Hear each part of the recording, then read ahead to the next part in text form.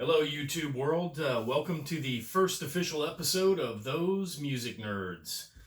Um, I'm who I am. This is my son. He is who he is, and we're going to talk about a few albums that we've been listening to lately. This is basically just a podcast where we get nerdy and talk about music of all varieties, from vaporwave all the way to Norwegian black metal. So anything goes, except for your opinion. So we're gonna start it off. We're even gonna play a few seconds of some clips from each album that we're gonna discuss. We're gonna make this kind of short, maybe a 30-minute episode. I've got 4 albums I'm gonna talk about. I think he's got six albums. So we're going to get on with the show. So there you go. Take it away. So the first album I'm going to be talking about is Dream Sequence by Mesh. Dream Sequence is kind of a Plunderphonics record, a ambient record, a vaporwave record. There's a bunch of different styles of music in this album. And before you listen to this, don't just think it's just another vaporwave album. This one is very creative. Some of the songs actually use multiple samples, like on the last song, The Unconscious Connection. It uses more than 10 samples. Can you believe it? But there's a lot of really good songs on here, like Keep This, Climbing the Corporate Ladder, Dream Sequence, Favorite Places, Rainforest Suite, Avon Nightmare Liquid Mascara, Just a Simple Thing, Memories Return, Deep Coma Skydiving, The Unconscious Connection. There's so many good songs on here. There's so many weird songs on here. The vinyl is just absolutely amazing. It's a gatefold, a double vinyl. Also, the vinyl looks absolutely beautiful. This is the vinyl. It's like a space warp splatter. It's very cool. I think if you're into weird stuff, I think you should really check this out. And this album can be excessive at times, but I did not mention that this is a concept album about people's dreams and having dreams and stuff. So it's a great album, and you should totally check it out. The joys of fitting the vinyl back into the case. It's amazing. It's a gentle procedure. All right. This is probably one of my favorite Plunderphonics vaporwave records. I don't know, I just kind of heard a few seconds of this album at the beginning of the year, and I just instantly fell in love with it. But yeah, Dream Sequence by Mesh. Check it out. So the next album I'm going to be talking about is Plexure by John Oswald. It is one of the first Plunderphonics records. Actually, not one of the first. It came out in 1993. It's a very weird album. It's samples all over the place. It's absolutely insane. Play the third song. Mm-hmm. It's absolutely insane. Most people will not like this album, and most people will probably even hate it, but I think it's a pretty cool album to listen to. I think it's very interesting.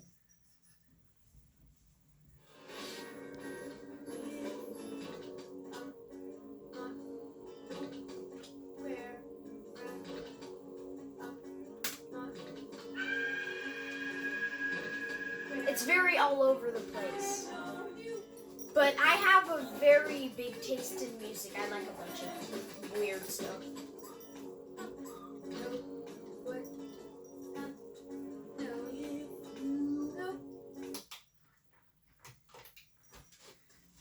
So there you have it.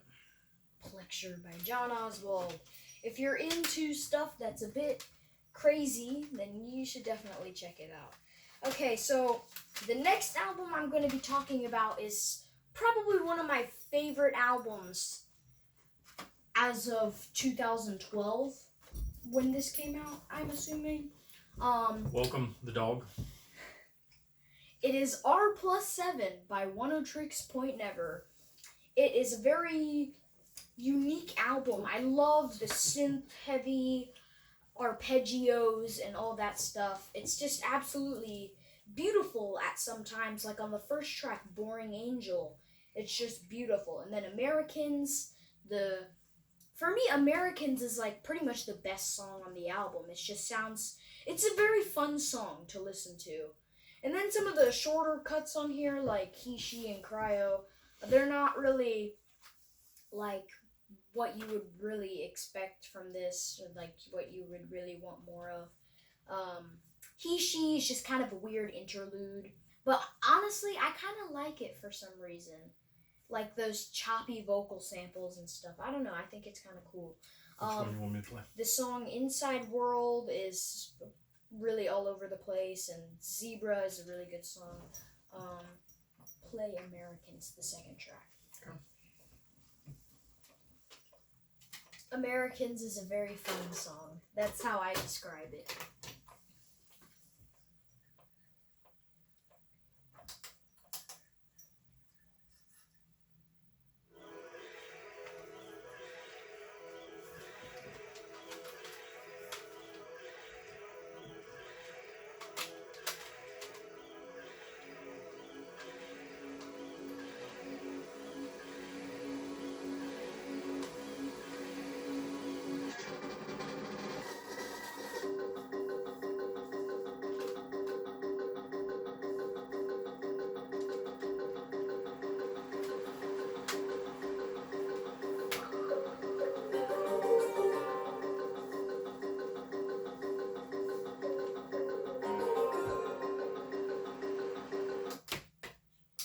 Overall, it's a very fun album. It's very nice. That's a little very easier for me to beautiful. digest than the previous. Yeah.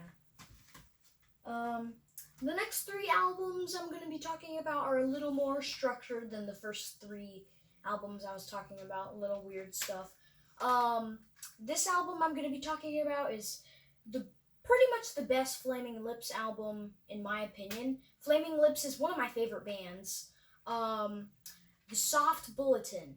It's just an absolute masterpiece. Race for the Prize is beautiful. A Spoonful Weighs a Ton is beautiful. The Spark That Bled. Oh my god, that song is amazing. It's a freaking masterpiece. It's like a pop version of Bohemian Rhapsody, in my opinion. It's like a Bohemian Rhapsody for the Flaming Lips. Waiting for a Superman is a really good song. I actually really like the instrumentals on this album, like The Observer and Sleeping on the Roof. They're very relaxing. And the version that I have actually has the song Race for the Prize and Waiting for a Superman twice at the end. I guess they're like remixes, I'm assuming. But yeah, it's a very great album. It's beautiful. Flaming Lips is always just a great band to listen to. The next album I'm going to be talking about is kind of a cyberpunk type album. It is 2814's Rain Temple.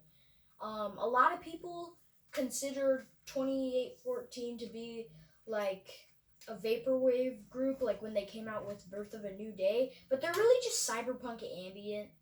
They really just cyberpunk ambient. But the members of the group are actually from ambient artists. It's a collaboration between, I think, Telepath and HKE. There's a lot of good songs on here, like the ambient Before the Rain, and then Eyes of the Temple is just like this really dark, menacing sounding song. I just really like this album. It's really cool to listen to. You should totally check it out if you're like into like futuristic concepts and cyberpunk type stuff and ambient music.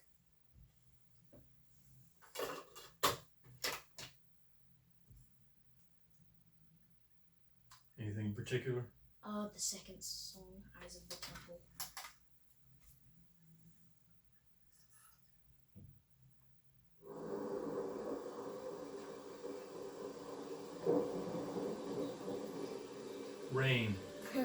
temple. When the drums kick in, it's just epic. There's a lot of long songs on here. I mean, pretty much every song on here is long. I mean, this song is like 11 minutes. I at least want to show it to the part where the drums kick in. Sounds like something that could have been played in the Blade Runner movie.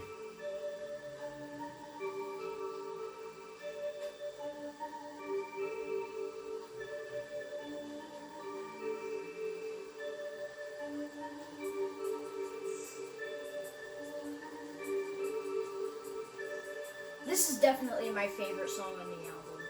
And it probably is a lot of people's favorite. But there's a lot of other really good songs on here, like Lost in a Dream with the guest vocals, This Body, Inside the Sphere, Before the Rain. There's great songs on here.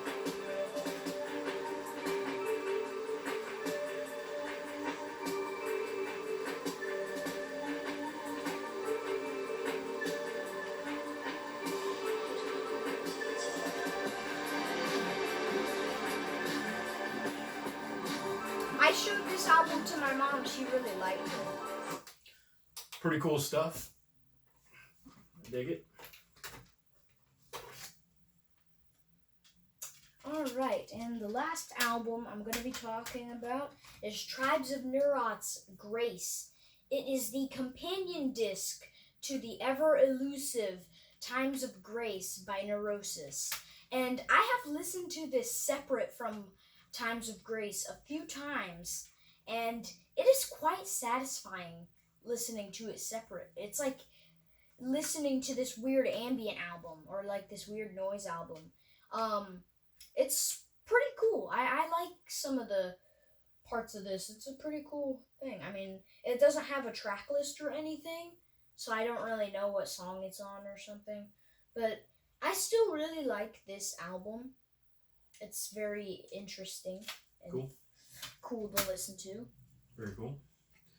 And if you play this album simultaneously with the Neurosis Times of Grace album, it's a companion disc and they play together, and these noise elements go along with the Neurosis album. And I actually have a copy of both albums together, and it's a very cool experience. Yes. Anything particular you want me to play? Just a few seconds at the beginning. Yeah, sure. A lot of just kind of noise, ambient sounds and things like that. Musical experimentation. I'm really into it, actually. Like, it's a very good album to listen to at night. Sounds like an old film projector.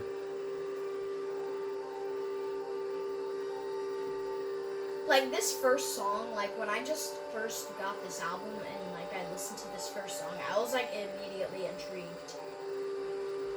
And if you don't know anything about Neurosis's side project, if that's what you want to call it, Tribes of Neurot, they actually put out an album all consisting of insect sounds. So that's they like to go in all kinds of directions with this stuff. It's definitely not for everybody, but if you worship at the feet of Neurosis, you should be able to appreciate what they do with Tribes of Neurot as well.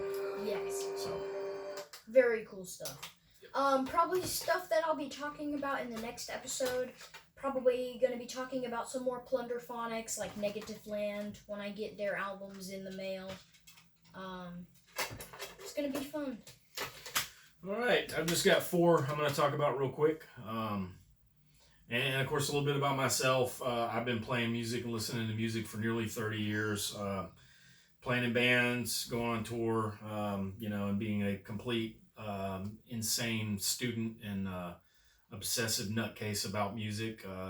Raising my son the same way. He's been listening to music really since he was in the womb. And he's got quite a vast collection of albums, cassette, CDs, and vinyl, Yep. raised in the old school way. And he plays drums, keyboards, dabbles a little bit with guitar, does a lot of things vocally, records, I make a lot of weird makes stuff. a lot of music, all kinds. I play a lot of instruments myself, and you know, I listen to all kinds of things. Like I'm just looking at some of the albums in here in this room. You know, Cuban classical guitarist Manuel Barrueco, Gregorian Chant, Metallica, Earth Crisis, Green Jello, Anthrax, Aerosmith, Charlie Daniels Band. You know, classical flamenco guitarist. You know, Sabicas, Carlos Montoya, Soylent Green. You know, it kind of runs the gamut.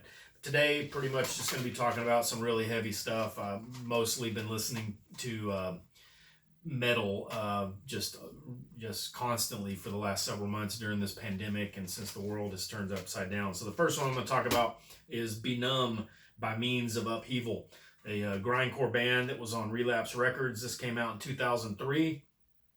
As in grindcore fashion, there's 22 tracks on here. It's brutal. This band was very political. They were from California, and despite being a grindcore band, they really a lot of the stuff that they sang about was political things. So just play you a few seconds of this one. It's good punk hardcore inspired grindcore for sure. Heavy emphasis on the punk hardcore sound. I like the big crusher on that sample. What this really is about is you can't provide. It sounds very analog.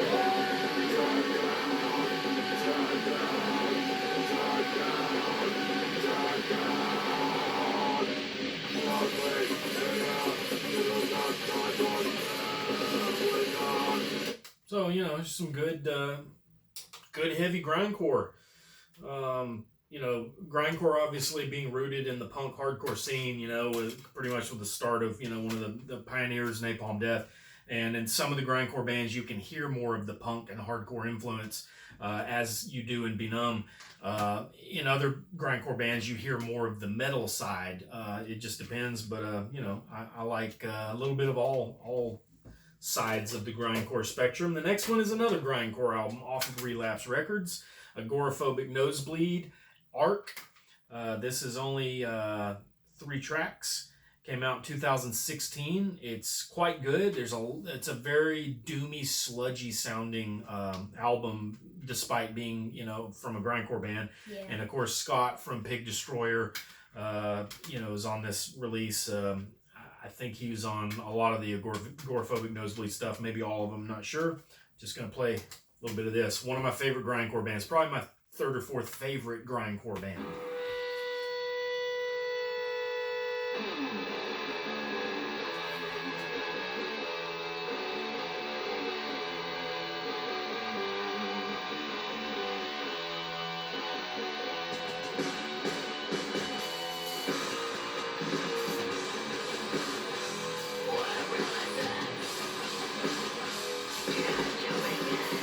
Yeah, the riffs are very Black Sabbath.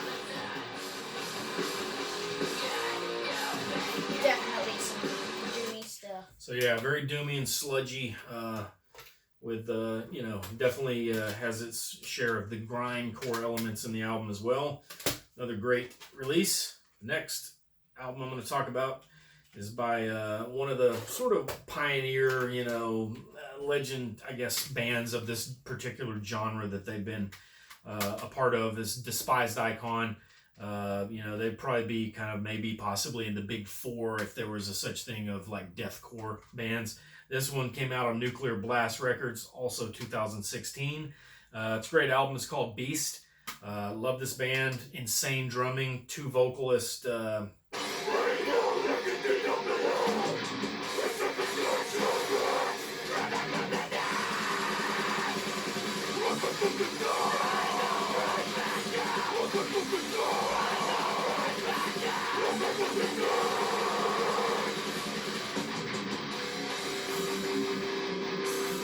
here comes the infamous breakdowns that every deathcore band has.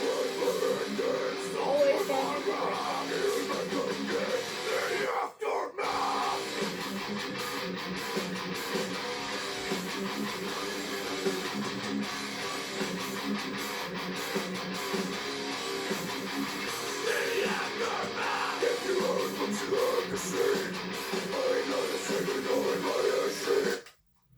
Great Canadian treasure for sure.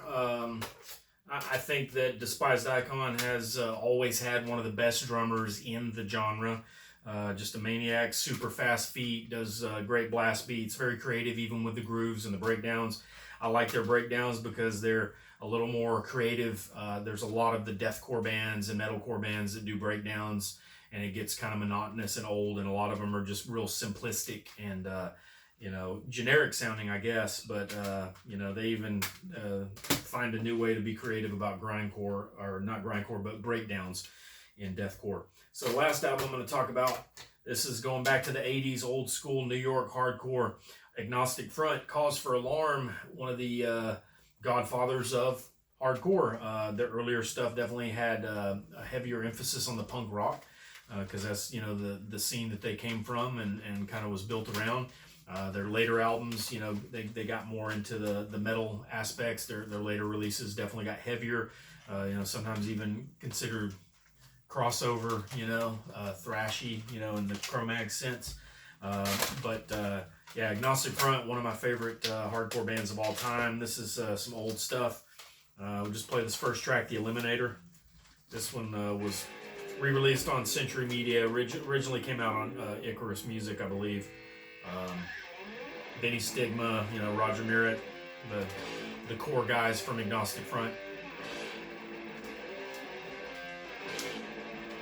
Since you're done with your last album, We're almost done. Can you hang on just a minute? yeah, I'm just trying to get it.